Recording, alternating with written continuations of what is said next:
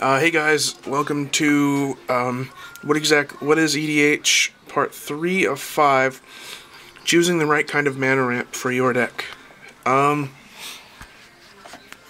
we're going to go over first is we're going to go over the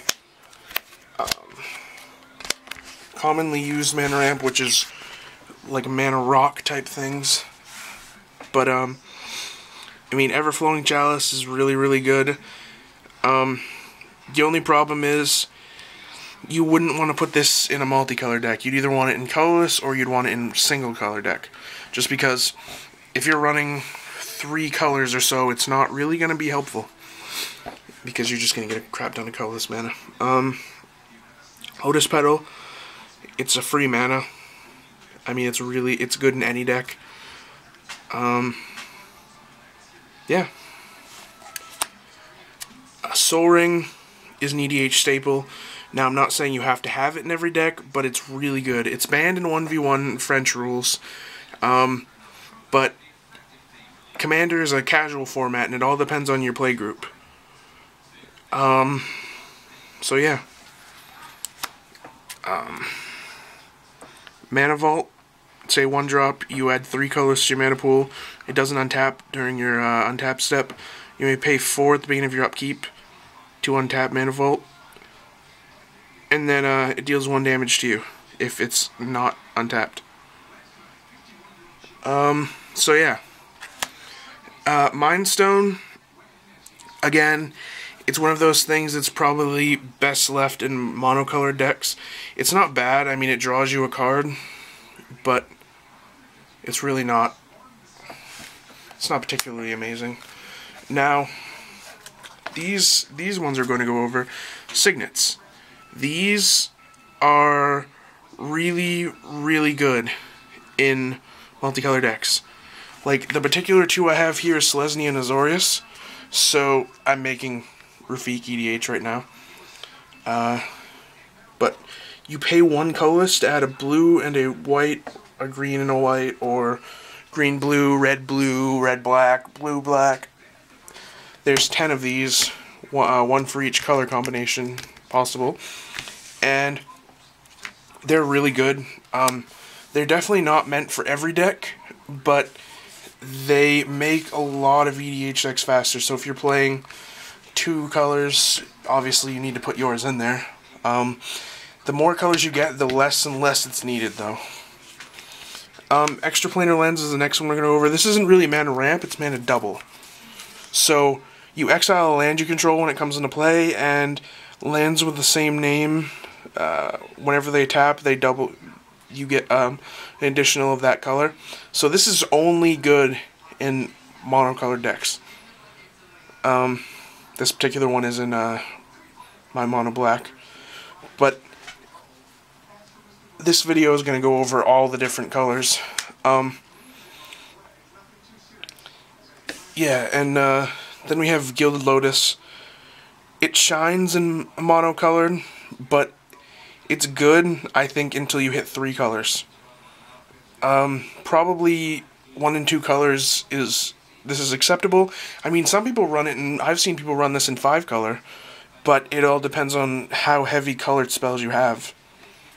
If you have a bunch of stuff that costs 3, then 3 of a certain color, then you'd play that. Now what we're going to go over is creature-based mana ramp.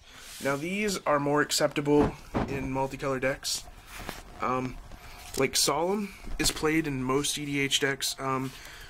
He's a 2/2 for 4. When he comes into play, search for a basic land, put it into play, tap, then shuffle your library, and when he dies, you draw a card.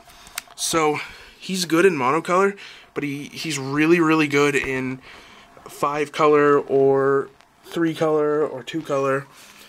The more colors, the better this guy is, because you can really search out the color that you need the most.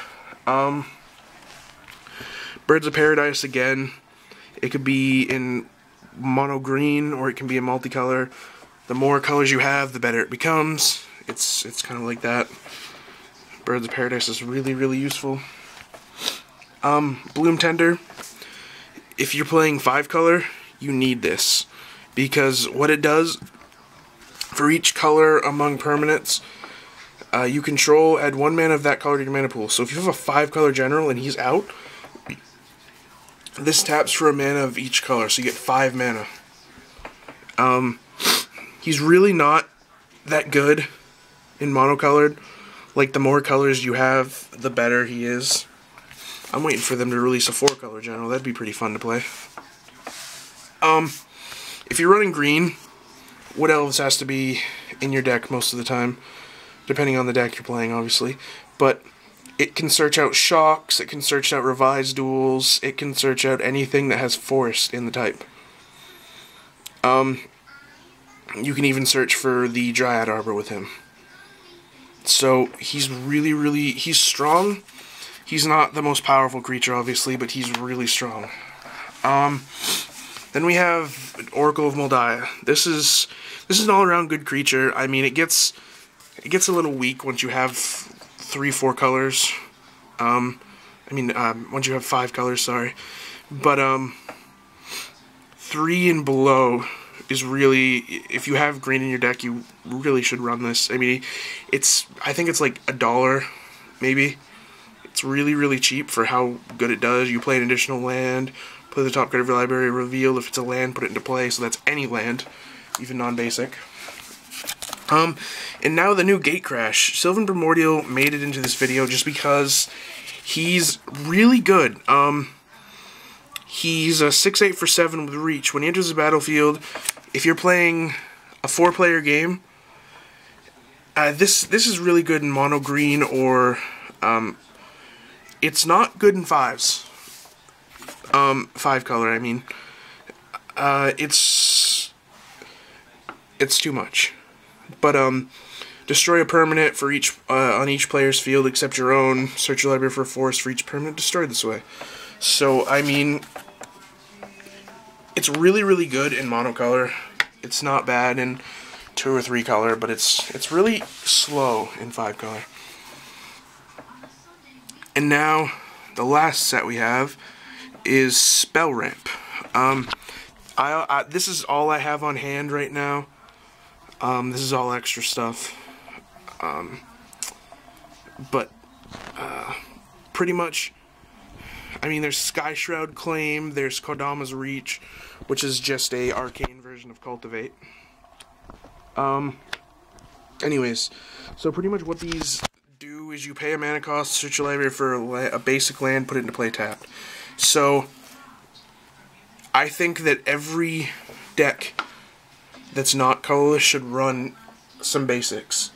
Just because if you run into somebody Path to Exiles your one of your creatures, which lets you search for a basic land, put into play tapped, and you don't have any basic lands, all you have is non-basic, you're going to be really sad.